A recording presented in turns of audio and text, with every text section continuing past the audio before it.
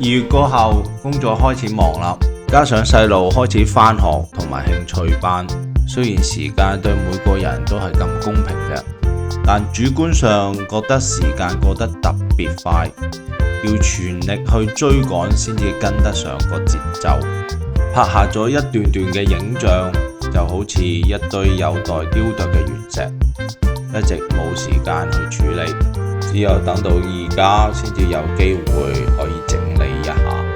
咁啱4月中旬，正好係墨爾本嘅金秋，亦都係我最喜歡嘅季節，又係1年1度嘅楓葉之旅啦。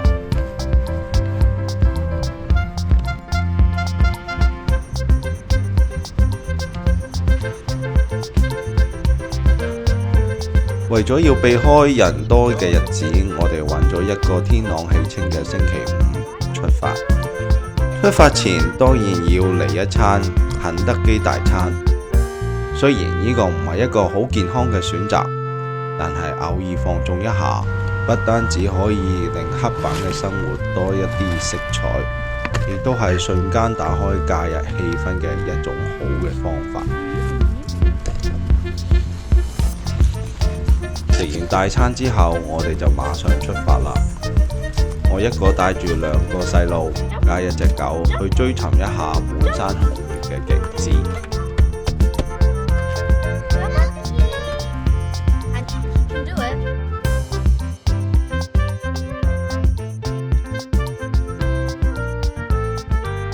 今次我哋要去嘅地方係墨爾本西北邊大概65公里嘅馬其頓山。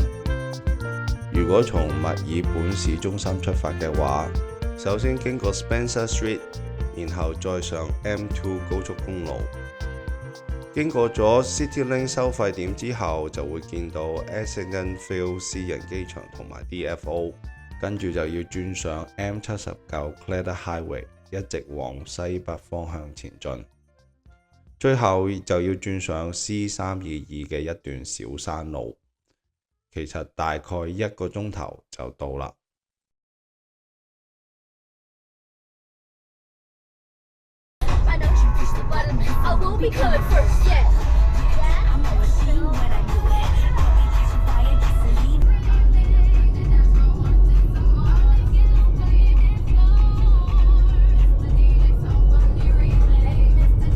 我哋第一站就嚟到當地著名嘅 Honour Avenue。為咗紀念喺1次世界大戰中犧牲嘅軍人，澳洲好多地方都有同樣嘅 Honour Avenue。呢度嘅 Honour Avenue 總共有154棵橡木，每一棵都象徵咗一名英勇犧牲嘅軍人。對於現今我哋呢一代嚟講，戰爭大概只係一個名詞。生長喺一個既安全又和平嘅時代，幸福好似就係理所當然咁樣。呢一份理所當然嘅幸福，好可能就係當時每一個軍人奮勇犧牲嘅理由。歷史注定係不斷重複嘅，戰爭終會有一日重演。呢啲唔係杞人憂天，而係自然嘅因果循環。所以我哋更加要懂得珍惜眼前嘅美景，同埋上一代賜予我哋活在當下嘅幸福。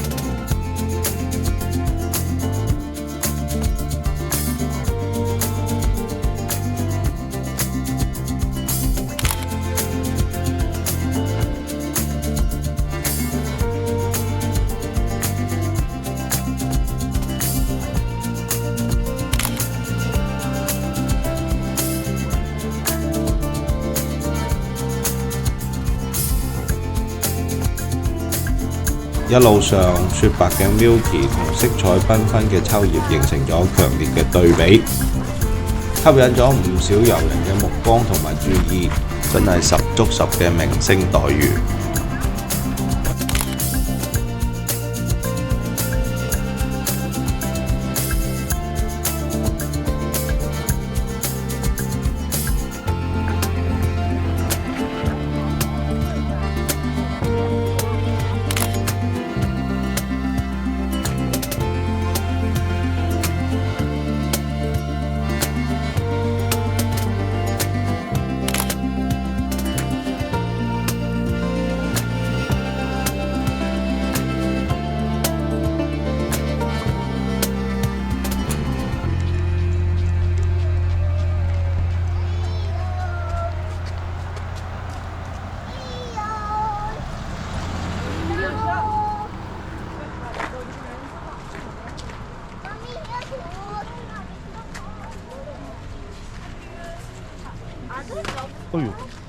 Yep。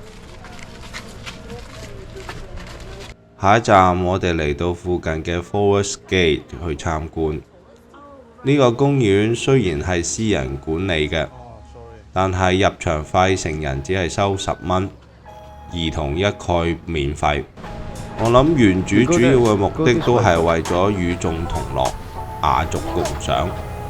其實我哋大概每1、2年都會嚟遊玩一下，記錄一下孩子嘅成長，算係家庭嘅週年紀念。當然，我亦都享受一下當攝影師嘅樂趣。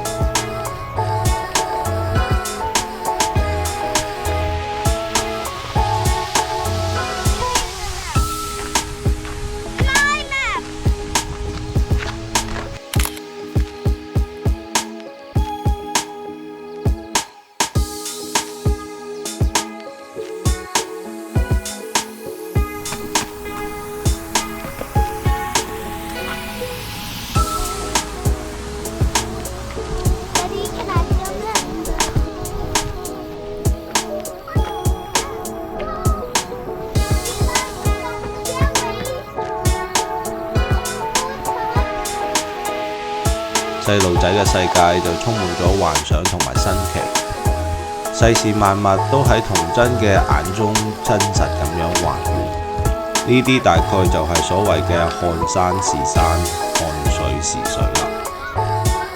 我好慶幸兩個女一直可以保持住開朗樂觀嘅心情，兩姊妹既有相似又有互補嘅地方，小小嘅年紀就懂得珍惜大自然。希望佢哋可以繼續保持呢份好奇心，盡量保守住自己嘅一份善良，慢慢探索自己嘅世界。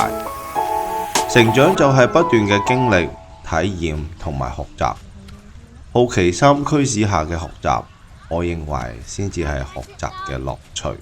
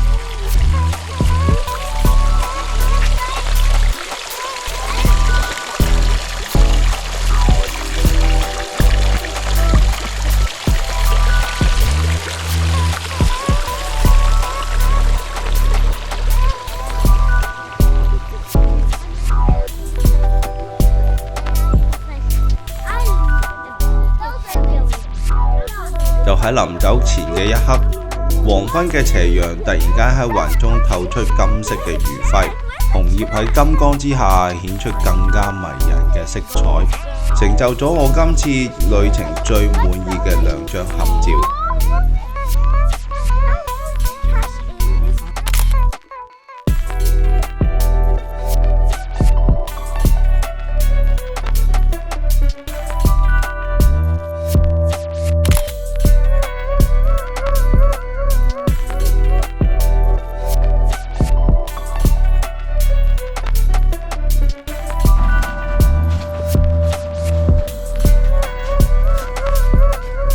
走出公園嘅時候已經將近5點啦，我同2個依然精力充沛嘅反斗星返到停車嘅地方，結束咗今日嘅行